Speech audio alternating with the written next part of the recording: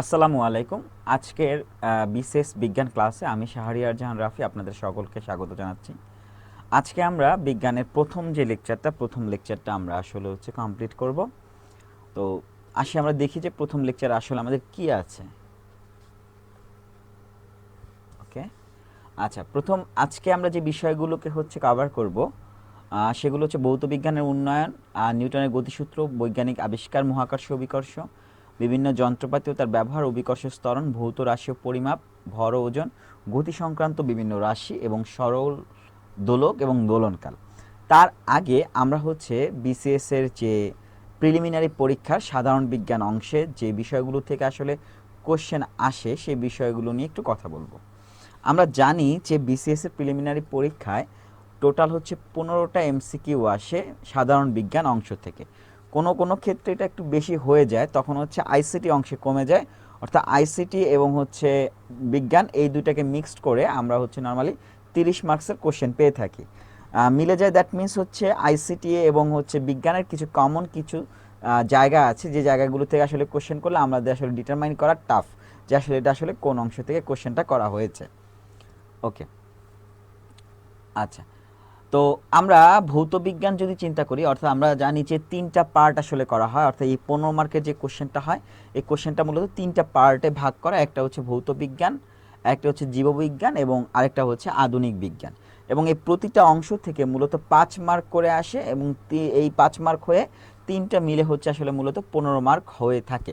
তো আমরা দেখি আসলে বিষয়টা। প্রথম আমাদের দুইটা কথা লেখা আছে, লাইন কি লেখা আছে। প্রথমে বলা হচ্ছে সাধারণ বিজ্ঞানের প্রশ্নগুলো দৈনন্দিন জীবনে ব্যবহৃত বিজ্ঞানের অভিজ্ঞতার আলোকে অর্জিত সাধারণ উপলব্ধি থেকে করা হবে। এক্ষেত্রে প্রার্থীকে বিশেষভাবে বিজ্ঞানের উপর পড়াশোনা না করা থাকলেও চলবে। আসলে কথাটা বলা হয়েছে, এটা পিএসসি থেকে যে সিলেবাস, সেই সিলেবাসে কথাটা বলা আছে। বিষয়টা আমাদের দৈনন্দিন কাজে অর্থাৎ অভিজ্ঞতালব্ধ যে বিষয়গুলো আছে, কারণ জানি আমরা আমাদের দৈনন্দিন জীবনে কিন্তু বিজ্ঞানের একটা বিশাল একটা প্রয়োগ আছে। তো এই জায়গাগুলো থেকে মূলত কোশ্চেন করা হয়ে থাকে। প্রশ্নের সেট এমনভাবে করা হবে যাতে দেশে এবং বিদেশে আধুনিক গুরুত্বপূর্ণ বৈজ্ঞানিক আবিষ্কার ও বিখ্যাত বিজ্ঞানীদের অবদান সম্পর্কযুক্ত থাকে।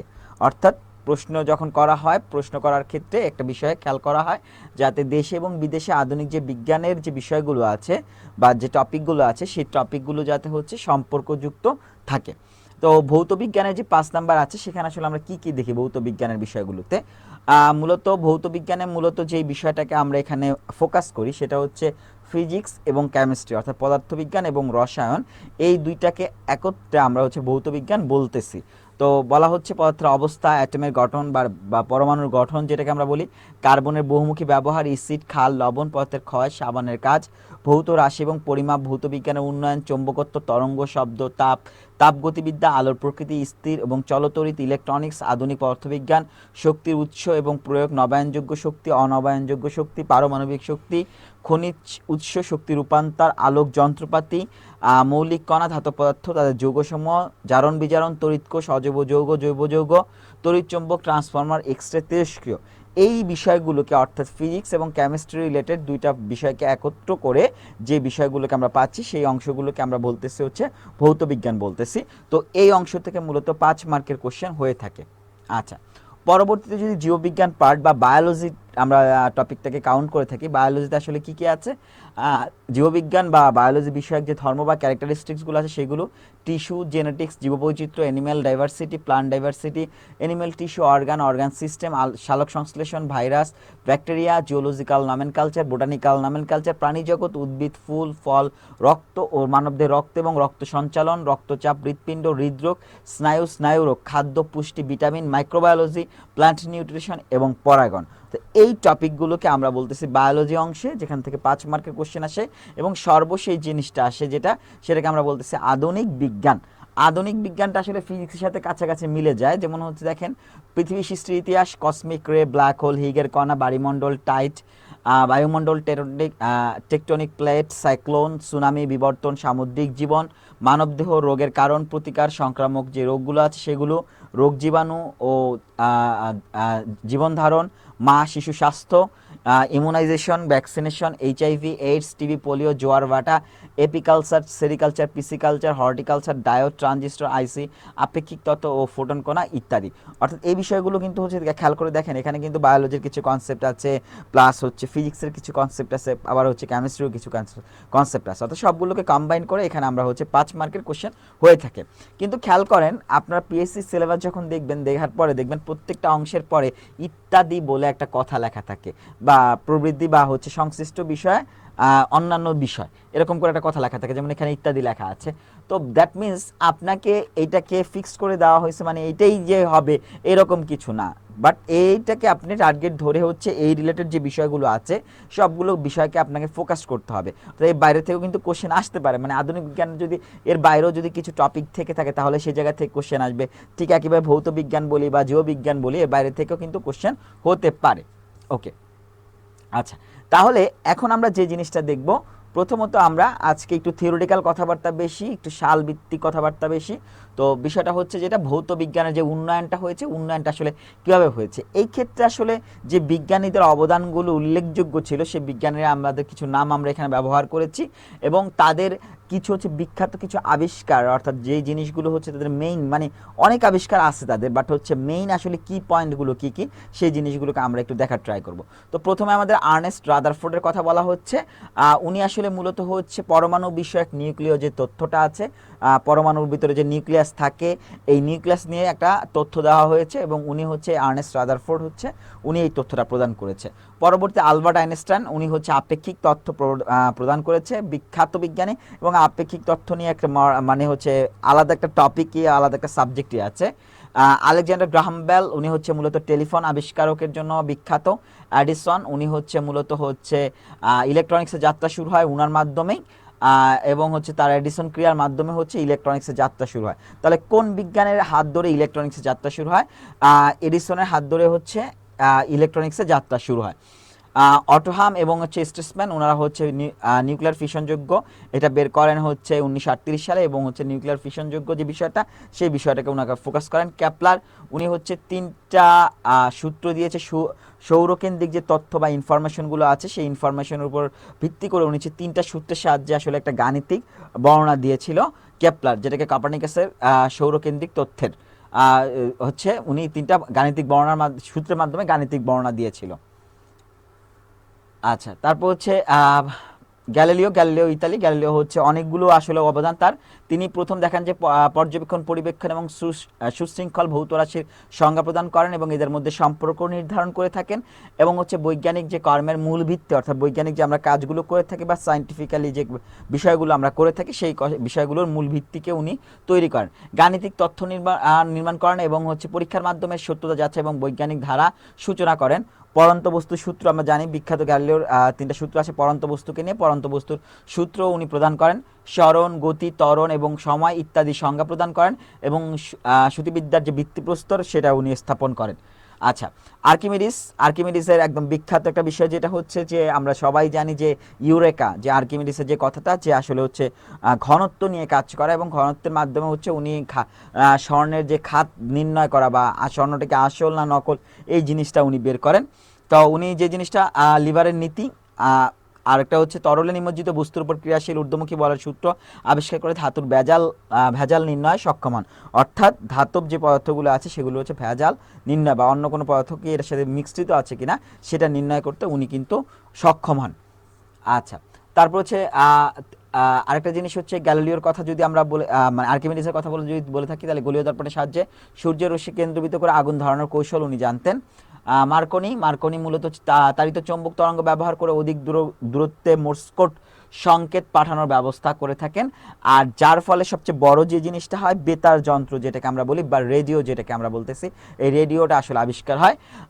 এই একই কাজটা হচ্ছে বাংলাদেশে একজন বিজ্ঞানী জগদীশ চন্দ্র বসু, উনিও এই কাজটা করেছিল, বাট আসলে ওনাদের কাজের সিস্টেমটা আসলে আলাদা ছিল।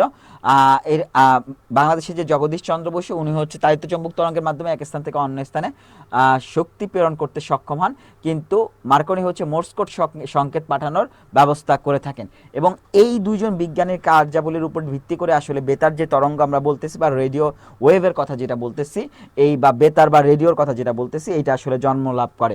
আচ্ছা, নিউটন, বিখ্যাত বিজ্ঞানী নিউটন, উনি হচ্ছে বলবিদ্যা এবং বলবিদ্যার বিখ্যাত 3টি সূত্র আবিষ্কার করেন। নিউটনের গতিসূত্র নিয়ে আমরা বলবো যে গতি নিয়ে আসলে তার বিখ্যাত 3টা সূত্র আছে। গণিতের নতুন শাখা ক্যালকুলাসও তার আবিষ্কার, অর্থাৎ ম্যাথমেটিক্সের যে একটা আলাদা একটা পার্ট, যে ক্যালকুলাস যে পার্টটা আছে, সেই পার্টটা হচ্ছে মূলত নিউটনের আবিষ্কার। মাদাম কুরি ও পিয়েরি কুরি আমরা জানি ওনারা মূলত হচ্ছে তেজস্ক্রিয় যে পদার্থ, অর্থাৎ রেডিয়াম, পোলোনিয়াম, থেরিয়াম, অ্যাক্টিনিয়াম প্রভৃতি ভারী মৌলের নিউক্লিয়াস থেকে তেজস্ক্রিয় রশ্মির নির্গমন লক্ষ্য করেন। পরবর্তী রঞ্জন হচ্ছে এক্সট্রা আবিষ্কার করেন আমরা জানি।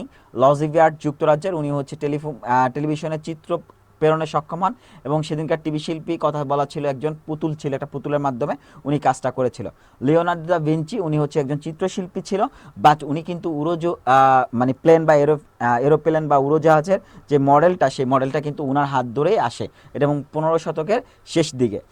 সত্যেন্দ্রনাথ বসু বাংলাদেশের একজন বিজ্ঞানী, ঢাকা বিশ্ববিদ্যালয়ের তাত্ত্বিক পদার্থবিজ্ঞানে গুরুত্বপূর্ণ অবদান রাখেন। প্লাঙ্কের যে কোয়ান্টাম তত্ত্ব, সেটা একটা শুদ্ধতর একটা প্রমাণ উপস্থাপন করেন এবং এই তথ্য বোস আইনস্টাইন সংখ্যায়ন নামে পরিচিত। বোস দ্যাট মিনস সত্যেন্দ্রনাথ বসুর নাম অনুযায়ী হচ্ছে বোস আইনস্টাইন সংখ্যায়ন বলা হয়ে থাকে বা বোস আইনস্টাইন নাম্বার বলা হয়ে থাকে। এক শ্রেণী মৌলিক কণাকে তার নাম অনুসারে বোসন বলা হয়ে থাকে, অর্থাৎ তার প্রতি সম্মান প্রদর্শনের জন্য বোসন কণা বলা হয়ে থাকে এক শ্রেণী মৌলিক কণাকে। আচ্ছা, স্টিফেন উইলিয়াম হকিংস, উনি মূলত হচ্ছে বিগ ব্যাং তথ্যের জন্য ব্যাখ্যা প্রদান করেন এবং বিগ ব্যাং অর্থাৎ পৃথিবী বা এই সৌরজগৎ, এই পুরো বিশ্বজগৎ একটা ছোট্ট একটা বিন্দু থেকে আসলে তৈরি হয়েছে, এই যে তথ্যটা, এটাকে বলা হয় বিগ ব্যাং থিওরি। এই বিগ ব্যাং থিওরির জনক হচ্ছে উনি এবং হচ্ছে উনার বিখ্যাত একটা বই হচ্ছে a brief history of time. এটা কিন্তু পরীক্ষায় কোশ্চেন আসছিল বিসিএসে, যে a brief history of time বইটি আসলে কার রচনা বা বিগ ব্যাং তথ্যের প্রবক্তা বা জনক কে? তো আমরা বইটাকে বলতেছি হচ্ছে স্টিফেন হকিং এর কথা বলতেছি। আচ্ছা, এরপর আমাদের দৈনন্দিন জীবনে কিছু হচ্ছে আসলে কিছু বিষয় আমরা ব্যবহার করি, যেগুলো হচ্ছে প্রত্যেকটি আবিষ্কারই হচ্ছে বিভিন্ন বিজ্ঞানীরা করেছিলেন। যেমন প্লবদা, উনি আর্কিমিডিস করেছিল। বিদ্যুৎ, উইলিয়াম গিলবার্ট। এখানে হচ্ছে দেশ এবং সালগুলো দেওয়া আছে, আপনারা একটু কাইন্ডলি দেখে নেবেন। টেলিস্কোপ গ্যালিলিও, অনুবীক্ষণ যন্ত্র লিওয়েনহুক, বাষ্পচালিত যন্ত্র জেমস ওয়াট, রকেট হচ্ছে ডব্লিউ কনগ্রিট, টেলিগ্রাম হচ্ছে এফবি মোর্স, যেটাকে আমরা পরবর্তী মোর্স কোড নামে ওনার নাম অনুযায়ী মোর্স কোড বলা হয়ে থাকে। রেফ্রিজারেটর হচ্ছে জেমস হ্যারিসন, ডিনামাইট হচ্ছে আলফ্রেড বি নোবেল, যার নাম অনুযায়ী হচ্ছে নোবেল পুরস্কার প্রদান করা হয়ে থাকে। অর্থাৎ তার যে অর্জিত যে সম্পদ, অর্থাৎ ডিনামিট আবিষ্কার করার পর সে বিপুল পরিমাণ সম্পদের মালিক হন এবং সেই সম্পদই উনি হচ্ছে একটা মানে হচ্ছে দান করে দিয়ে যান, যাতে হচ্ছে বিজ্ঞানের উন্নতিতে কাজে লাগে এবং তার নাম অনুযায়ী তার সম্পদের ওই অংশ থেকে হচ্ছে মূলত নোবেল পুরস্কার দেওয়া হয়ে থাকে। আচ্ছা, petrol engine Nicholas Otto, telephone হচ্ছে আলেকজান্ডার গ্রাহাম বেল, ফোনোগ্রাফ হচ্ছে টমাস আলভা এডিসন, বৈদ্যুতিক বাতি টমাস আলভা এডিসন। এটা পরীক্ষাতে কোশ্চেন আসছিল যে বৈদ্যুতিক বাতি আসলে কে আবিষ্কার করেছে? Thomas Alva Edison. অর্থাৎ বিদ্যুৎ যে মানুষের কল্যাণে কাজ করতে পারে, সেটার আবিষ্কারে কিন্তু অন্যতম একজন ব্যক্তি হচ্ছে টমাস আলভা এডিসন। বেতার যন্ত্র বা রেডিও জি মার্কনি, এক্সরে হচ্ছে রনজেন, তেজস্ক্রিয়তা হেনরি ব্যাকরেল, রেডিয়াম মাদাম কুরি, উড়োজাহাজ হচ্ছে অরভিল রাইট এবং উইলভার রাইট, ওরা হচ্ছে দুই ভাই। অরভিল রাইট এবং উইলভার রাইট দুই ভাই, ওনারা হচ্ছে উড়োজাহাজ আবিষ্কার করে। পলিগ্রাফ হচ্ছে জন এ লারসন, চলচ্চিত্র হচ্ছে অ্যাডিসন, টেলিভিশন হচ্ছে জন আলভেয়ার্ড, ফিশন হচ্ছে অটো হ্যান এবং পারমাণবিক হচ্ছে ওপেন হেইমার। আচ্ছা, ইন্টিগ্রেটেড সার্কিট বা আইসি, অর্থাৎ বর্তমানে ইলেকট্রনিক্সের যুগে বর্তমানে সবচেয়ে বেশি যেটা ব্যবহার করা হয় আইসি বা ইলেকট্রনিক সার্কিট, হচ্ছে যে স্কেলভি, লেজার রশ্মি হচ্ছে টিএইচ মাইম্যান এবং মধ্যাকর্ষণ শক্তি হচ্ছে নিউটন। এই আবিষ্কারগুলো কেন বলা হলো? কারণ হচ্ছে এই আবিষ্কারক থেকে অর্থাৎ আপনাকে কোশ্চেন করা হয়ে থাকে বিসিএস বিভিন্ন বিগত পরীক্ষায় দেখা গেছে যে এই টাইপের কোশ্চেন হয় যে আপনাকে এটা দিয়ে বলবে যে এটা কে আবিষ্কার হচ্ছে, মধ্যাকর্ষণ শক্তি কে আবিষ্কার করেছে, টেলিভিশন কে আবিষ্কার করেছে, প্লবতা কে আবিষ্কার করেছে। তো এই কারণে হচ্ছে বিজ্ঞানের নামগুলো আপনাকে অবশ্যই জানতে হবে এবং যদি সম্ভব হয় দেশ এবং সালগুলো আপনাকে জানতে হবে। সালের কোশ্চেন কম আসে, বাট তারপরও জেনে রাখা ভালো, কিন্তু দেশ থেকে কোশ্চেন কিন্তু আসে। আচ্ছা, এরপর বিসিএস পরীক্ষার কিছু প্রশ্ন এখানে দেওয়া আছে, অর্থাৎ এই রিলেটেড, যেমন আইনস্টাইন কেন নোবেল পুরস্কার পান, বিগ ব্যাং তথ্যের প্রবক্তাকে আমি বলেছিলাম একটু আগে, মহাজাগতিক রশ্মির আবিষ্কারককে, আলফ্রেড নোবেল কি আবিষ্কার করেন, স্টিফেন হকিং খুব বিখ্যাত একজন কি, উনি মূলত একজন পদার্থবিদ, অর্থাৎ ওই তার যে ব্রিফ হিস্টরি অফ টাইম বা বিগ ব্যাং যে থিওরি, এটা হচ্ছে পদার্থবিজ্ঞানের একটা অংশ। লেজার রশ্মি কে আবিষ্কার করেন, ফোনোগ্রাফ কে আবিষ্কার করেন, অর্থাৎ এই টাইপের কোশ্চেন কিন্তু আপনার পরীক্ষাতে কিন্তু আসে। এবং দেখেন এখানে কিন্তু মাঝে মধ্যে সালও দিয়ে দিচ্ছে, নিছে, অর্থাৎ 24 বা 23তম বিসিএস যদি আমরা খেয়াল করি যে আমাদের কিন্তু এখানে সালও দিয়ে দিচ্ছে। অর্থাৎ আমি যেটা বলেছি যে আগের বিসিএসগুলোতে কিন্তু সাল আসার একটা হচ্ছে প্রচলন ছিল, বাট এখন সাল আসাটা কমে গেছে, কিন্তু দেশ এবং হচ্ছে আবিষ্কারকের নাম আপনাকে অবশ্যই মনে রাখতে হবে। আচ্ছা, এরপর হচ্ছে গুরুত্বপূর্ণ প্রশ্ন সব প্রতিযোগিতামূলক যে বিভিন্ন পরীক্ষাতে আপনার হচ্ছে এখানে কিছু প্রশ্ন আসছে। যেমন দেখেন এখানে বাড়ির পাখির উড়া দেখে উড়োজাহাজের মডেল তৈরি করেন কি, আমরা কিন্তু এই কোশ্চেনটা বলে আসছি। মডেল তৈরি করেন একজন, আবার হচ্ছে আপনার তৈরি করে মানে উড়োজাহাজ তৈরি করে কিন্তু আরেকজন, বিষয়টা একটু খেয়াল রাখেন। আচ্ছা, তারপর হচ্ছে আধুনিক বিজ্ঞানের সূচনা ঘটে কার মধ্যে দিয়ে, পরমাণু যে ফিশন চক্র এটা সর্বপ্রথম কে আবিষ্কার করেন। এই টাইপের কোশ্চেন পরীক্ষাতে আসতে দেখা গেছে এবং আসছে বিভিন্ন পরীক্ষাতে। তো এরপর হচ্ছে আপনার কিছু উত্তরমালা দেওয়া আছে, অর্থাৎ আপনার কোশ্চেনগুলো সলভ করবেন এবং উত্তরের সাথে মিলিয়ে দেখবেন যে উত্তর ঠিক আছে কিনা। আচ্ছা, এরপর এখানে বিভিন্ন যন্ত্রপাতির নাম দেওয়া আছে, অর্থাৎ বিভিন্ন যন্ত্রপাতিগুলো যে ব্যবহার করা হয় বৈজ্ঞানিক কাজকর্মে, সেই কাজকর্মে যে বৈজ্ঞানিক কাজকর্মে যন্ত্রপাতিগুলো ব্যবহার করা হয় সেই যন্ত্রপাতিগুলো এবং তার কিছু ব্যবহার আমরা কিন্তু এখানে দিয়েছি। এবং এগুলো কিন্তু পরীক্ষাতে আসে যে যন্ত্রপাতির নাম, যে আপনাকে বলতে পারে যে বৃষ্টি পরিমাপক যন্ত্রের নাম কি, বাতাসের গতিবেগ পরিমাপক যন্ত্রের নাম কি, বা শব্দের তীব্রতা নির্ণায়ক যন্ত্রের নাম কি, এই যন্ত্রের নামও কিন্তু পরীক্ষাতে আসে। যেমন এখানে অডোমিটার মোটর গাড়ির গতি নির্ধারক, স্ক্রোগ্রাফ উদ্ভিদের বৃদ্ধি নির্ণায়ক, ম্যানোমিটার গ্যাসের চাপ, ব্যারোমিটার বায়ুমণ্ডল, ট্যাকোমিটার হচ্ছে বিমানের গতি। এইটা কিন্তু পরীক্ষাতে আসছে যে বিমানের গতি নির্ণায়ক যন্ত্রের নাম কি, ট্যাকোমিটার। স্পিগমোম্যানোমিটার মানবদেহের রক্তচাপ নির্ণয় করার জন্য ব্যবহার করা হয়। ল্যাক্টোমিটার দুধের বিশুদ্ধতা এবং ঘনত্ব নির্ণয় করার জন্য ব্যবহার করা হয়। এই ল্যাক্টোমিটার যে দুধের বিশুদ্ধতা এবং ঘনত্ব নির্ণয় করার জন্য ব্যবহার করা হয়, এটা কিন্তু হচ্ছে পিএসসির অধীনে অনেকগুলো পরীক্ষাতে কিন্তু এই কোশ্চেনটা আসছে। অডিওমিটার শব্দের তীব্রতা নির্ণয়, সিসমোগ্রাফ ভূকম্পন তরঙ্গ নির্ণয়, ক্রোনোমিটার সূক্ষ্ম সময় পরিমাপ, সময়টাকে যে সূক্ষ্ম সময় আমরা বিবেচনা করি তখন আমরা হচ্ছে ক্রোনোমিটার ব্যবহার করি। রেইন গেজ, রেইন যেহেতু রেইনের সাথে মিল আছে, বৃষ্টির পরিমাপক যন্ত্র। অ্যানিমিটার বাতাসের গতিবেগ পরিমাপক যন্ত্র। ফ্যাদোমিটার সমুদ্রের গভীরতা। হাইগ্রোমিটার বাতাসের আর্দ্রতা। হাইড্রোমিটার তরলের আপেক্ষিক গুরুত্ব। অল্টিমিটার বিমানের উচ্চতা নির্ণয়। রিক্টার স্কেল ভূমিকম্পের তীব্রতা, যেটা রিক্টার স্কেলে বলা হয় যে মাত্রা ভূমিকম্পের মাত্রা 7 ছিল, 6 ছিল, এটা হচ্ছে রিক্টার স্কেলের মাধ্যমে ব্যবহার করা হয়। অ্যামিটার বিদ্যুৎ প্রবাহ পরিমাপক যন্ত্র। খেয়াল করে দেখেন এখানে আমরা একটা ভুল করে থাকি, একটা হচ্ছে হাইগ্রোমিটার, একটা হচ্ছে হাইড্রোমিটার, দুইটা জিনিস কিন্তু আলাদা। হাইগ্রোমিটারটা কি, হাইগ্রোমিটারটা হচ্ছে বাতাসের আর্দ্রতা পরিমাপক যন্ত্র আমরা বলে থাকি। আর হাইড্রোমিটার কি, হাইড্রোমিটার হচ্ছে তরলের আপেক্ষিক গুরুত্ব বা ঘনত্ব পরিমাপক যন্ত্র বলে থাকি। তো এটা একটু খেয়াল করবেন। আচ্ছা, এরপর দেখেন এখান থেকেও কিন্তু বিসিএস এর কোশ্চেন আসে, যে আমরা অনেকে মনে করি যে এগুলো একটু কঠিন, আমরা একটু স্কিপ করে যাই, বাট এগুলো কিন্তু হচ্ছে একটা কোশ্চেন যদি আপনি পেরে যান, অনেকেই কোশ্চেনগুলো পারে না বা ভুল করে থাকে, তো সেই ক্ষেত্রে কিন্তু আপনার একটা প্লাস পয়েন্ট যে আপনি এই কোশ্চেনটা ইজিলি অ্যান্সার করতে পারবেন। তো বিসিএস পরীক্ষার আমাদের প্রশ্ন এখানে দেখেন অনেক প্রশ্ন কিন্তু বিসিএস পরীক্ষা আসছে। খেয়াল করে দেখেন প্রায় 14টা কোশ্চেন আসছে, অর্থাৎ বিসিএসসি 14টা কোশ্চেন আসছে, 40, 35, 33, 23, 31, 26, 23, 23, 22, 23-এ দুইটা কোশ্চেন আসছে, 22, 20, 18, 18-তে দুইটা কোশ্চেন, ঠিক আছে, 14, 13, অর্থাৎ এই জায়গা থেকেই আপনার এই খালি হচ্ছে মানে হচ্ছে কোন জিনিসটার মানে আবিষ্কারক কে বা কোনটা দিয়ে কোন যন্ত্রটা কেন ব্যবহার করায়, এই জায়গা থেকে কিন্তু আপনি দেখেন অনেকগুলো কোশ্চেন কিন্তু আসছে। তো আপনারা যে কাজগুলো করবেন যে বিগত বছরের কোশ্চেনগুলো দেখবেন, দেখে হচ্ছে নিচে উত্তরমালা দেওয়া আছে, উত্তরমালার সাথে আপনারা একটু মিলিয়ে নেবেন। এবার আসেন আমরা রাশি বলতে আসলে কি বুঝি, নর্মাল সেন্সে রাশি বা মানে কনসেপ্ট আসলে কি। রাশি বলতে আসলে যেটা বুঝি যে এই ভৌত জগতে যা কিছু পরিমাপ করা যায় তাকেই আমরা বলে থাকি হচ্ছে রাশি। তো পরিমাপ করা যায় মানে কি, যেমন হচ্ছে আপনি আগে 5 কেজি চাল কিনলেন, আপনি 500 টাকা নিলেন, আপনি হচ্ছে আজকে 2 কিলোমিটার রাস্তা হাঁটলেন, দ্যাট মিনস এগুলো কিন্তু পরিমাপযোগ্য, অর্থাৎ যেটা মেজারেবল, অর্থাৎ যেটাকে আপনি মেজার করতে পারেন, যা মেজার করা যাবে সেটাকে আমরা বলতেছি হচ্ছে রাশি। তাহলে দেখেন এই কথাটা আমরা বলেছি ভৌত জগতে যা কিছু পরিমাপ করা যায় তাকেই বলা হয় রাশি বলা হয়। রাশি কয় প্রকার, রাশি আমরা বলে থাকি হচ্ছে 2 প্রকার বলে থাকি, 2 প্রকার রাশি। একটাকে আমরা বলতেছি হচ্ছে মৌলিক রাশি, আরেকটাকে আমরা বলি হচ্ছে যৌগিক রাশি বা লব্ধ রাশি, বিভিন্ন নামে অভিহিত করা হয়। তা মৌলিক রাশি বলতে আসলে কি বুঝি, মৌলিক রাশি বলতে আসলে যেটা বুঝি যে সকল রাশি নিরপেক্ষ থাকে, অন্য কারোর উপর ডিপেন্ডেবল থাকে না, সেই সকল রাশিকে আমরা বলতেছি হচ্ছে মৌলিক রাশি। যেমন আমি যদি বলি আপনি কত কেজি চাল কিনছেন, 5 কেজি, তার মানে খেয়াল করে দেখেন এখানে কিন্তু আপনার কেজিটা কারোর উপর ডিপেন্ডেবল না, অর্থাৎ সে নিজেই ঠিক, কতক্ষণ পরে আসবেন, 1 ঘন্টা পরে আসবে, এই 1 ঘন্টাটা কারোর উপর ডিপেন্ডেবল না, কিন্তু আমি যদি আপনাকে বলি আপনি কত বেগে গাড়ি চালিয়ে আসছেন, তাহলে আপনি বলবেন 40 কিলোমিটার পার আওয়ার বেগে। দ্যাট মিনস এখানে কিলোমিটার এবং আওয়ার দুইটা বিষয় কিন্তু কানেক্টেড, অর্থাৎ দুইটা রাশি মিলে একটা রাশি হয়েছে। তো যে কথাটা আমি বললাম, যদি এরকম কোনো রাশি হয় যে রাশিগুলো কি হয়, রাশিগুলো হচ্ছে অন্য কোনো রাশির উপর ডিপেন্ডেবল না, যেমন সময়ের কথা বলতে পারেন, আপনার হচ্ছে দূরত্বের কথা বলতে পারেন, আপনার হচ্ছে পরিমাপের কথা বলতে পারেন, দীপন তীব্রতার কথা বলতে পারেন, এই জিনিসগুলো হচ্ছে কারোর উপর ডিপেন্ডেবল থাকে না বা ডিপেন্ডেন্সি নাই, এগুলোকে আমরা বলি হচ্ছে মৌলিক রাশি বলে থাকি। এই মৌলিক রাশির সংখ্যা হচ্ছে এই ভৌত জগতে মাত্র 7টা, অর্থাৎ 7টা রাশিকে মৌলিক রাশি বলা হয়।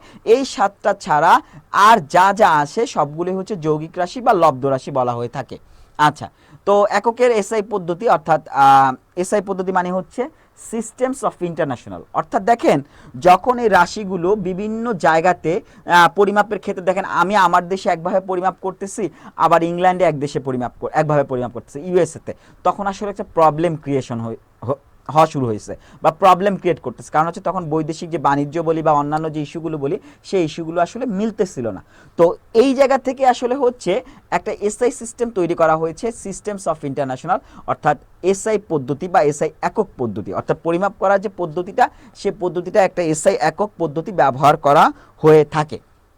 আচ্ছা, তো এটাই বলা হচ্ছে বিভিন্ন রাশি পরিমাপের ক্ষেত্রে একই রকম একক চালুর জন্য 1960 সালে একটি আন্তর্জাতিক পদ্ধতি বা এসআই সিস্টেম চালু করা হয়। এই পদ্ধতিতে এমকেএস পদ্ধতিকে আত্মীকরণ করা হচ্ছে। এমকেএস মানে হচ্ছে, এম মানে হচ্ছে মিটার, কে মানে হচ্ছে কেজি, এস মানে হচ্ছে সেকেন্ড, অর্থাৎ এই সিস্টেমটাকে, এই পদ্ধতিটাকে হচ্ছে গ্রহণ করা হয়েছিল। আচ্ছা, তো এসআই পদ্ধতিতে মৌলিক যে রাশিগুলোর কথা আমরা বলেছি একটু আগে, 7টা মৌলিক রাশির কথা বলেছি, এই মৌলিক রাশিগুলোর আসলে হচ্ছে এককগুলো কীরকম হয়, যেমন দৈর্ঘ্য মিটার, এককের প্রতীক হচ্ছে এম, ভর আমরা যেটা বলেছি যে কেজির কথা বলেছি, বা যেটাকে আমরা ফুল ফর্মে যদি বলি kilogram, kilogram that means KG, সময় এটাকে আমরা সেকেন্ড বলে থাকি, তাপমাত্রা ক্যালভিন, বিদ্যুৎ প্রবাহ অ্যাম্পিয়ার, দীপন তীব্রতা ক্যান্ডেলা, পদার্থের পরিমাণ মোল। অর্থাৎ এখানে কি আছে, এখানে হচ্ছে আমাদের ভৌত রাশিগুলোর নাম দেওয়া আছে, অর্থাৎ 7টা যে আমরা ভৌত রাশির কথা বলে থাকি সেই 7টা ভৌত রাশির নাম দেওয়া আছে। এরপর হচ্ছে ভৌত রাশির এককগুলো কি কি সেটা আছে, এবং পরবর্তীতে হচ্ছে এককের প্রতীক দেওয়া আছে। আচ্ছা, এছাড়া যা রাশি আছে সেগুলোকে সবগুলোকে আমরা বলি হচ্ছে যৌগিক রাশি বা লব্ধ রাশি, অর্থাৎ সেগুলো হচ্ছে একাধিক মৌলিক রাশির সমন্বয়ে তৈরি করা হয়েছে, সেগুলোকে আমরা বলতেছি হচ্ছে লব্ধ রাশি। যেমন বেগ, আমি যদি বলি kilometre per hour, that means এখানে কিলোমিটারও আসছে আওয়ারও আসছে। কিলোমিটার মানে কি, কিলোমিটার মানে হচ্ছে আমাদের এখানে দৈর্ঘ্যটাও চলে আসছে, আবার হচ্ছে যদি আমি আওয়ার হিসাব করি, আওয়ার মানে কি, আমার সময়ের হিসাব চলে আসছে। সময় দ্যাট মিনস আমার ভৌত রাশি, অর্থাৎ সময় এবং হচ্ছে দূরত্ব বা ডিস্টেন্স বা সরণের কথা যদি আমরা বলি, এইটাকে যে আমি একসাথে করতে চাই, তখন যে জিনিসটা বা দৈর্ঘ্য এবং হচ্ছে সময়, এই দুইটাকে কম্বাইন করে যেটা হয়েছে বেগ, এটাকে আমরা বলতেছি যৌগিক রাশি বা লব্ধ রাশি বলে থাকি। তো এইটা গেল একটা বিষয়। আবার অন্য একটা দিক বিবেচনা করে যদি আমরা করি, যে আসলে দিকের একটা বিবেচনা করা হয়, দিকের বিবেচনা করে যদি আমরা চিন্তা করি, তাহলে এই বস্তু জগতে বা ভৌত জগতে যত রাশি আছে, এই রাশিগুলোকে আবার দুই ভাগে ভাগ করা যায়। প্রথম ভাগটাকে আমরা বলতেছি হচ্ছে স্কেলার রাশি, পরের ভাগটাকে আমরা বলি হচ্ছে ভেক্টর রাশি। স্কেলার রাশি কি, স্কেলার রাশি হচ্ছে শুধুমাত্র মান দিয়ে প্রকাশ করা যায়। আমি বললাম 5 কেজি চাল নিয়ে আসেন, আপনি 5 কেজি চাল নিয়ে আসলেন, শুধুমাত্র মান দিয়ে প্রকাশ করছেন। কিন্তু আমি যদি বলি আপনি 5 কিলোমিটার যান, তাহলে আপনি কিন্তু আমাকে কোশ্চেন করতে হবে যে 5 কিলোমিটার আসলে আপনি কোন দিকে যাবেন, উত্তরে না দক্ষিণে না পূর্ব না পশ্চিমে। দ্যাট মিনস এখানে কিন্তু একটা দিকের একটা বিষয় চলে আসছে। যদি কোনো রাশি প্রকাশ করার জন্য শুধু মান প্রয়োজন, দিকের কোনো প্রয়োজন নাই, সেই সকল রাশিগুলোকে আমরা বলি স্কেলার রাশি। যেমন দৈর্ঘ্য মানে দূরত্ব, যেটাকে আমরা বলতে দৈর্ঘ্য, ভর, দ্রুতি, কাজ, সময়, তাপমাত্রা, এগুলো প্রকাশ করার জন্য আপনার কোনো রকমের কি দরকার নাই, দিকের দরকার নাই, শুধুমাত্র মান দিয়ে কাজ করা যায়। এগুলোকে আমরা বলি স্কেলার রাশি বলে থাকি। আবার ভেক্টর রাশি যদি বলি, যে সকল রাশিকে প্রকাশের জন্য মান এবং দিক উভয়ের প্রয়োজন হয়, এবং মানও প্রয়োজন হবে এবং দিকও প্রয়োজন হবে, উভয়ের প্রয়োজন হবে, সেগুলোকে আমরা বলি হচ্ছে ভেক্টর রাশি। যেমন সরণ, ত্বরণ, বেগ, বল, মন্দন, ভরবেগ, এগুলোকে আমরা বলতেছি হচ্ছে ভেক্টর রাশি বলতেছি। তাহলে এই যে বিসিএস সহ এই অংশটা থেকে, বিসিএস এ কিন্তু বিগত বছরে কোশ্চেন কিন্তু আসছে, দেখেন এখান থেকে 10টা কোশ্চেন আসছে বিসিএস এ। এই 10টা কোশ্চেন আপনারা দেখবেন, উত্তরগুলো চেক করে নেবেন। আচ্ছা, এবার আসেন, এই যে আমরা যে রাশিগুলো নিয়ে কথা বললাম, এই রাশিগুলোর আসলে হচ্ছে কিছু রাশি সম্পর্কে আসলে আমাদেরকে জানতে হবে। যেমন এখানে আমাদের প্রথমত আছে গতি সংক্রান্ত বিভিন্ন রাশি, অর্থাৎ গতি রিলেটেড যে রাশিগুলো আছে। তো প্রথম যে রাশিটা আছে সরণ। সরণ মানে কি, নির্দিষ্ট দিকে পারিপার্শ্বিক সাপেক্ষে বস্তুর অবস্থান পরিবর্তনের হারকে সরণ বলা হয়ে থাকে। অর্থাৎ বিষয়টা হচ্ছে এরকম, একটা নির্দিষ্ট দিক থাকতে হবে, এই দিকে আপনার পারিপার্শ্বিক সাপেক্ষে অর্থাৎ অবস্থান মানে পরিবেশের সাপেক্ষে আপনার অবস্থানের যে পরিবর্তনটা হচ্ছে, এই পরিবর্তনটাকে আমরা বলি হচ্ছে সরণ। বেগ আমরা জানি, বেগ মানে হচ্ছে সময়ের সাথে কোনো বস্তুর সরণের হারটাকে, সেটাকে বেগ বলা হয়। এটা একক হচ্ছে মিটার পার সেকেন্ড বা MS ইনভার্স 1, যেটাকে আমরা কিলোমিটার পার আওয়ারও বলে থাকি। সেখানে হচ্ছে আবার হচ্ছে কিলোমিটারে, এটাকে মিটারটাকে কিলোমিটারে কনভার্ট করতে হয়, এবং হচ্ছে সেকেন্ডটাকে হচ্ছে আমার ঘন্টাতে কনভার্ট করতে হয়। দ্রুতি হচ্ছে সময়ের সাথে বস্তুর অবস্থানের পরিবর্তনের হারকে বলা হয় দ্রুতি। অর্থাৎ যে দূরত্ব, সেই দূরত্বকে যদি আমরা সময় দিয়ে ভাগ করে দেই তখন আমরা দ্রুতি পাই, যেটাকে একক মিটার পার সেকেন্ডই বলা হয়ে থাকে। তাহলে ত্বরণ কি? ত্বরণ হচ্ছে ভরবেগের পরিবর্তন, মানে ভরবেগ না, ভরবেগ কনসেপ্টটা আলাদা, কিন্তু ত্বরণটাকে যদি আমরা চিন্তা করি এরকম যে সময়ের সাথে অসমবেগের পরিবর্তনের হার। অসমবেগ কেন? কারণ বেগটা আসলে দুই রকম হয়, একটা হচ্ছে সমবেগ, একটা হচ্ছে অসমবেগ। যদি বেগটা সবসময় একই বেগে থাকে তখন সেটাকে আমরা বলি হচ্ছে সমবেগ, কিন্তু নর্মালি আসলে সমবেগে কি সব কিছু থাকতে পারে? পারে না। তখন আমরা অসমবেগের কথা বলে থাকি, যে বেগের পরিবর্তন হবে, বেগ বিভিন্ন সময় বিভিন্ন রকম হয়, তখন আমরাকে বলতেছি হচ্ছে বেগের পরিবর্তন হয়, এটাকে আমরা বলি হচ্ছে অসমবেগ বলে থাকি। তো এই যে অসমবেগের পরিবর্তনের যে হারটা, এই পরিবর্তনের হারকে আমরা বলতেছি হচ্ছে ত্বরণ বলতেছি। তাহলে এর একক কি? এর একক হচ্ছে মিটার পার সেকেন্ড স্কোয়ার। ত্বরণ দুই রকম হতে পারে, একটা সুষম ত্বরণ, একটা হচ্ছে অসম ত্বরণ। যদি সবসময় একই হারে হচ্ছে বেগ বাড়তে থাকে তখন তাকে আমরা ত্বরণ বাড়তে থাকে তখন তাকে আমরা সুষম ত্বরণ বলে থাকি। আর যদি বেগ মানে বেগ বৃদ্ধির হার যদি সমান না থাকে তখন তাকে আমরা বলতেছি হচ্ছে অসম ত্বরণ বলে থাকি। তো সেম একইভাবে এখানে হচ্ছে গুরুত্বপূর্ণ কিছু প্রতিযোগিতা, কিছু কোশ্চেন দেওয়া আছে, কোশ্চেনগুলো একটু দেখবেন। আচ্ছা, এরপর নিউটনের গতিসূত্র। বিখ্যাত বিজ্ঞানী নিউটন হচ্ছে 1687 খ্রিস্টাব্দে তার বিখ্যাত একটা বই ফিলোসফিয়া ন্যাচারাল প্রিন্সিপিয়া অফ ম্যাথমেটিকা, তার বিখ্যাত একটা বই এটা। এই বইতে হচ্ছে তিনি হচ্ছে গতি বিষয়ক 3টি সূত্র প্রদান করেন, আর ওনাকে বলা হয় পৃথিবীর বিশ্বের অন্যতম শ্রেষ্ঠ একজন পদার্থবিজ্ঞানী। তো এই যে 3টা সূত্র উনি দিছে, এই 3টাকে বলা হয় নিউটনের গতিসূত্র নামে পরিচিতি লাভ করে। তো প্রথম সূত্রটা বলা হচ্ছে, বাহ্যিক কোনো বল প্রয়োগ না করলে স্থির বস্তু চিরকাল স্থির থাকবে এবং গতিশীল বস্তু চিরকাল সমবেগে গতিশীল থাকবে। যেমন দেখেন, আমি এখানে দাঁড়িয়ে আছি, অর্থাৎ আমি স্থির। অর্থাৎ আমাকে যদি কেউ যদি বল প্রয়োগ না করে বা আমি নিজেকে নিজে যদি বল প্রয়োগ না করি, তাহলে কি হবে না, আমি কখনোই গতিশীল হব না, আমি চিরকাল এরকম স্থির থাকব। 1 নাম্বার ইস্যু।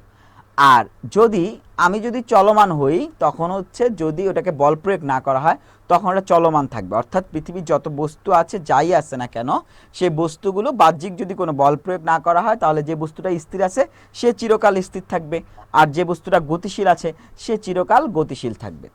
দ্বিতীয় সূত্র বলা হচ্ছে, বস্তুর ভরবেগের পরিবর্তনের হার এর উপর প্রযুক্ত বলের সমানুপাতিক, এবং বল যদি ক্রিয়া করে ভরবেগের পরিবর্তনও সেদিকে হয়। তাহলে ভরবেগ কি? ভরবেগ হচ্ছে ভর এবং বেগের গুণফলকে বলা হয় ভরবেগ। ভর এবং বেগের গুণফলকে বলা হয় ভরবেগ। তাহলে বস্তুর ভরবেগের পরিবর্তনের হার, খেয়াল করে দেখেন, ভর এবং ভরবেগের পরিবর্তনের হার বললে আসলে ভরের কোনো পরিবর্তন হয় না, ভর কিন্তু সেম থাকে, পরিবর্তনটা মূলত হয় বেগের। তার মানে এই দুটাকে গুণ করলে ভরবেগের পরিবর্তন হয়। তাহলে বস্তুর ভরবেগের পরিবর্তন হারটা কি হবে? এর উপর যে বলটা আমরা প্রয়োগ করেছি সেই বলের সমানুপাতিক, অর্থাৎ যে প্রযুক্ত বল সেই প্রযুক্ত বলের সমানুপাতিক হবে। অর্থাৎ যদি আমি বলের পরিমাণ বাড়াই, ভরবেগের পরিবর্তনের হার বাড়বে, বলের পরিমাণ যদি কমাই, ভরবেগের পরিবর্তনের হার কমবে। আচ্ছা, বল যেদিকে ক্রিয়া করে, অর্থাৎ বলটা যেদিকে যাচ্ছে ভরবেগের পরিবর্তন সেদিকে হবে, অর্থাৎ বল যেদিকে যাবে ভরবেগের পরিবর্তনটা একই দিকে হবে। এই সূত্র থেকে একটা ম্যাথমেটিক্যালি যদি এক্সপ্রেশন আমরা চিন্তা করি, F = ma, আমরা অনেকেই জানি এই সূত্রটা F = ma। এই সূত্রটা মূলত আসছে হচ্ছে এই দ্বিতীয় সূত্র থেকেই। আচ্ছা, তৃতীয় সূত্র কি বলা হচ্ছে, প্রত্যেকটা ক্রিয়ার একটি সমান এবং বিপরীতমুখী প্রতিক্রিয়া রয়েছে। যেমন রকেট চলে যায়, রকেট কি হয়, রকেট হচ্ছে পিছন দিয়ে আগুন বের হয়, রকেট চলে যায়। বা বন্দুকের কি হয়, বন্দুক যখন হচ্ছে গুলি করা হয়, বন্দুক পিছনের দিকে একটু বেঁকে চলে আসে। এই যে বিষয়গুলো, এগুলো কি বলা হয় নিউটনের গতির তৃতীয় সূত্রের হচ্ছে বাস্তবিক প্রয়োগ। অর্থাৎ বিষয়টা হচ্ছে এরকম যে প্রত্যেকটা যে ক্রিয়া হয়, এই ক্রিয়ার সমান এবং বিপরীতমুখী একটা কিন্তু প্রতিক্রিয়া থাকবে, সমান এবং বিপরীতমুখী সেম প্রতিক্রিয়া থাকবে। আচ্ছা, তো নিউটনের এই গতিসূত্র থেকে যে সকল বিষয় সম্পর্কে আসলে আমরা হচ্ছে আইডিয়া লাভ করতে পারি বা আইডিয়া জেনারেট করা যায়, এই জায়গা থেকেও কিন্তু বিগত বিসিএস এ পরীক্ষাতে হচ্ছে কোশ্চেন আসছে। তো কীরকম, প্রথম সূত্র থেকে আমরা আসলে কি পাই, জড়তা। জড়তা মানে হচ্ছে ইনার্শিয়া, ইনার্শিয়া দ্যাট মিনস হচ্ছে বস্তু যে অবস্থায় আছে সেই অবস্থায় থাকতে চাওয়ার যে প্রবণতাটা, সেই প্রবণতাটাকে আমরা বলি হচ্ছে ইনার্শিয়া বা জড়তা বলে থাকি। এই জড়তাকে আবার দুই ভাগে ভাগ করা যায়, স্থিতি জড়তা এবং গতি জড়তা। স্থির জড়তা হচ্ছে স্থির বস্তুর ক্ষেত্রে প্রযোজ্য, গতি জড়তা হচ্ছে গতিশীল বস্তুর ক্ষেত্রে প্রযোজ্য। অর্থাৎ স্থির বস্তু চিরকাল স্থির থাকতে চায়, গতিশীল বস্তু চিরকাল গতিশীল থাকতে চায়, এটাকে আমরা বলতেছি জড়তা বলতেছি। 2 নাম্বার আমরা পাচ্ছি হচ্ছে বলের সংজ্ঞা। বল কি, বল হচ্ছে এমন একটা বিষয় যে বিষয়টা প্রয়োগ করার ফলে কোনো বস্তুর উপরে বস্তু, স্থির বস্তু গতিশীল হয় বা হতে চায় এবং গতিশীল বস্তু গতির পরিবর্তন হয় বা হতে চায়, তখন তাকে আমরা বলতেছি হচ্ছে জড়তা, মানে বল বলতেছি। তাহলে বল মানে হচ্ছে কি, আমার উপরে প্রয়োগ করা হবে, তখন আমি স্থির আছি, স্থির থেকে গতিশীল হতেও পারি, না হতে পারি। আচ্ছা, তার মানে আর গতিশীল যে বস্তু তার হচ্ছে গতির পরিবর্তন হবে, তখন তাকে আমরা বলতেছি হচ্ছে বল। এজন্য একে বল এবং জড়তার সংজ্ঞা নির্দেশক সূত্র বলা হয়ে থাকে। অর্থাৎ আপনার কাছে যদি কোশ্চেন আসে যে নিউটনের কোন সূত্রকে জড়তা এবং বলের সংজ্ঞা নির্দেশক সূত্র বলা হয়, নিউটনের প্রথম সূত্র, কারণ হচ্ছে বল এবং জড়তা নিয়ে এখানে কাজ করা হয়েছে। আচ্ছা, দ্বিতীয় সূত্রে কি বলা হচ্ছে, বলের অভিমুখ, অর্থাৎ ফোর্সটা আসলে কোন দিয়ে কাজ করবে। বলের পরিমাপ, বলটা আসলে কতটুকু বল কাজ করবে। বলের গুণগত বৈশিষ্ট্য, বলের আসলে বৈশিষ্ট্য আছে কিনা। বলের সাথে ত্বরণের সম্পর্ক, কারণ আমরা জানি ভরবেগের পরিবর্তনের হার, বেগের পরিবর্তনের হার যখন আসবে তখন কিন্তু ত্বরণ চলে আসে। আচ্ছা, বলের একক, কারণ হচ্ছে ভরবেগের পরিবর্তনের হারের প্রযুক্ত বলের সমানুপাতিক, দ্যাট মিনস বলের একটা কিন্তু একক এখানে চলে আসতেছে। এই সূত্রকে বল পরিমাপের এবং প্রকৃতি নির্দেশক সূত্র বলা হয়ে থাকে। অর্থাৎ এই যে সূত্র আমরা বলতেছি, এই সূত্রটাকে হচ্ছে বল পরিমাপের এবং প্রকৃতি নির্দেশক সূত্র বলা হয়ে থাকে। 3 নাম্বার সূত্র, এটাকে ভরবেগের নিত্যতা সূত্র বলা হয়, ভরবেগের সংরক্ষণ বিধি সূত্র বলা হয়ে থাকে। রকেটের উড্ডয়ন, যেটা আমরা বললাম, ঘোড়ার গাড়ি টানা, নৌকা চালানো, বন্দুকের গুলি ছোড়া, এই সবগুলোকে আসলে আমরা বলতেছি হচ্ছে নিউটনের গতিসূত্রের 3 নাম্বার যে সূত্রটা, সেই 3 নাম্বার সূত্র থেকে প্রাপ্ত ফলের ফলাফল। এবং এই সূত্রকে বলসমূহের মধ্যে বলের পারস্পরিক ক্রিয়ার সূত্র বলা হয়ে থাকে। তো এইটা একটু ভালো করে স্লাইডটা একটু খেয়াল রাখবেন। আচ্ছা, এরপর হচ্ছে এখানে গুরুত্বপূর্ণ কিছু প্রতিযোগিতামূলক পরীক্ষার কোশ্চেন এবং বিসিএস এর কোশ্চেন কিন্তু আমাদের এখানে দেওয়া আছে, তো এই জায়গাতে বিসিএস এর কোশ্চেন কিন্তু আসছে। সো একটু খেয়াল রাখবেন এবং এইগুলো একটু কোশ্চেনগুলো একটু দেখবেন, কোশ্চেনগুলো দেখার পরে হচ্ছে উত্তরগুলো চেক করে নেবেন। আচ্ছা, মহাকর্ষ। আচ্ছা, মহাকর্ষ অভিকর্ষ, আমরা এই জিনিসটাকে নিয়ে অনেক কনফিউজ থাকি।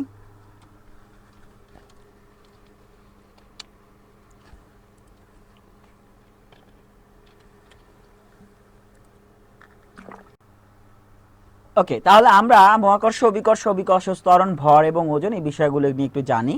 যে মহাকর্ষ বলতে আসলে কি বুঝি। মহাকর্ষ এবং অভিকর্ষের ভিতরে আসলে দুইটা বিষয়ের পার্থক্য আছে, কিন্তু দুইটা জিনিস সেম, কাছাকাছি দুইটা জিনিস, কিন্তু পার্থক্য আছে। কীরকম একটু খেয়াল করেন। মহাকর্ষ হচ্ছে মহাবিশ্বের যে কোনো দুইটা বস্তুর মধ্যে আকর্ষণ বল, অর্থাৎ এই মহাবিশ্বে যাই আসছে না কেন প্রতিটা জিনিস কিন্তু প্রতিটা জিনিসকে আকর্ষণ করে, প্রত্যেকটা বস্তুকে আকর্ষণ করে। তো এই যে প্রত্যেকটা বস্তুকে আকর্ষণ করতেছে মহাবিশ্বের মধ্যে, এটাকে আমরা বলতেছি মহাকর্ষ। এই বস্তু দুইটার মধ্যে যদি একটা বস্তু পৃথিবী হয়, তখন তাকে আমরা বলি হচ্ছে অভিকর্ষ। অর্থাৎ বিষয়টা কি, বিষয়টা হচ্ছে মহাকর্ষ হচ্ছে মহাবিশ্বের সকল বস্তুকে নিয়ে আমরা চিন্তা করতেছি, মহাবিশ্বের যে কোনো দুইটা বস্তুর মধ্যে আকর্ষণ বলকে আমরা বলবো হচ্ছে মহাকর্ষ। বাট এই মানে হচ্ছে যে বিষয়গুলো আছে, বস্তুগুলো আছে, এই দুইটা বস্তুর ভিতরে একটা বস্তু যদি আমার হয় হচ্ছে পৃথিবী, তখন তাকে আমরা বলি হচ্ছে অভিকর্ষ। তার মানে অভিকর্ষ কি, পৃথিবী এবং তার নিকটস্থ বস্তুর আকর্ষণ বলকে হচ্ছে অভিকর্ষ বলা হয়ে থাকে। আচ্ছা, তাহলে অভিকর্ষ স্তরণটা কি।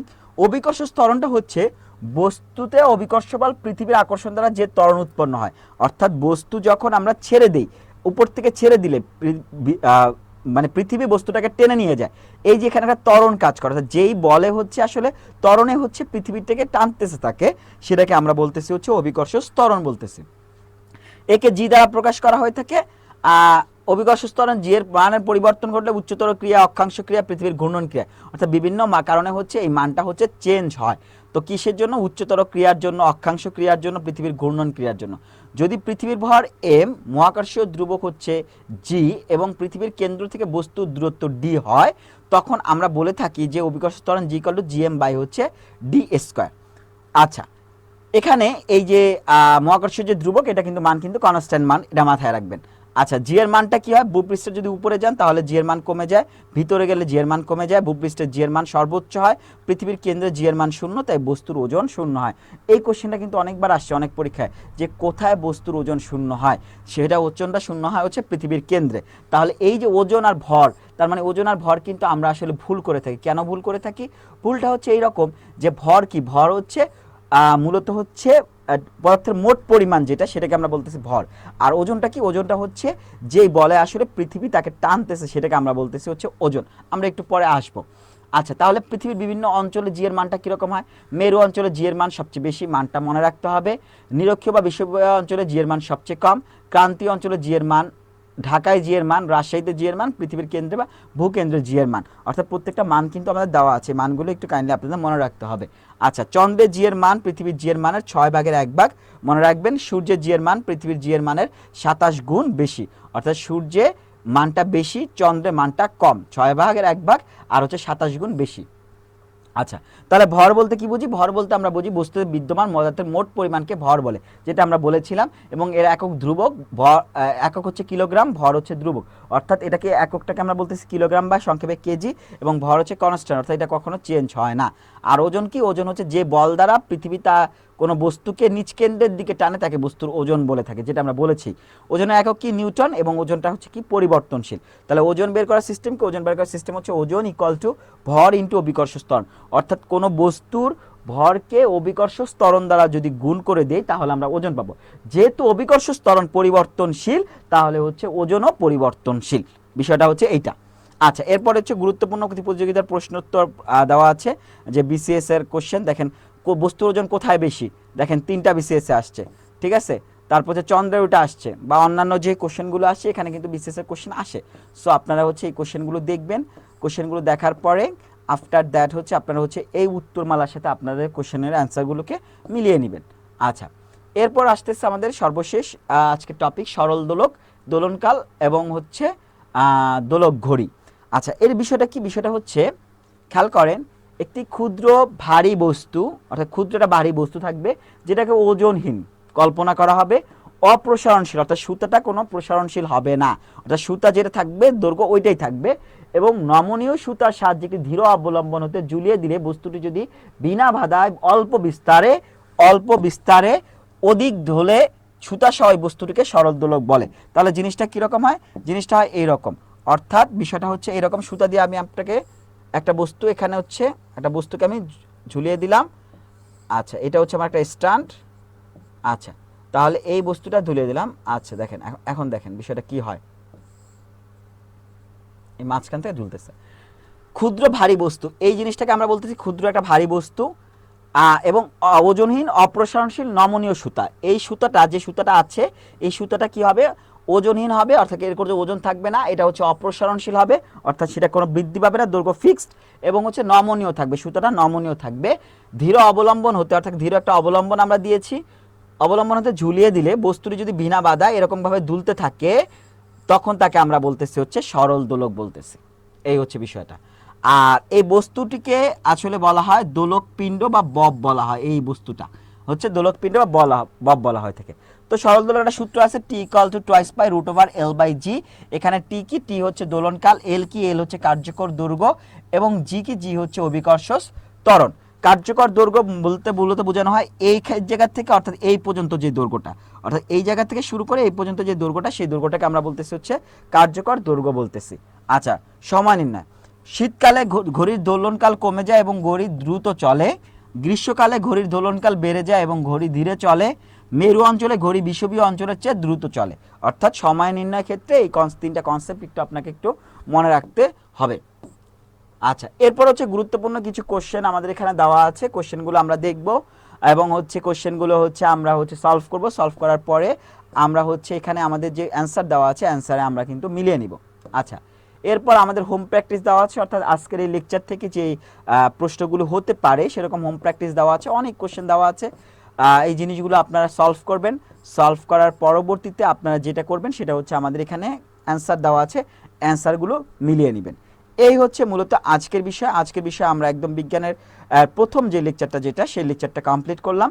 তো আপনারা বিষয়গুলোকে একটু দেখবেন এবং হচ্ছে প্র্যাকটিসগুলো করবেন, তাহলে আশা করি এই অংশ থেকে আপনি সর্বোচ্চ যে মার্কসটা পাওয়ার মানে আশা করেন সেটা পাবেন। তো আজকে এই পর্যন্ত, সকলে ভালো থাকবেন, দেখা হবে অন্য কোনো ক্লাসে। আল্লাহ হাফেজ।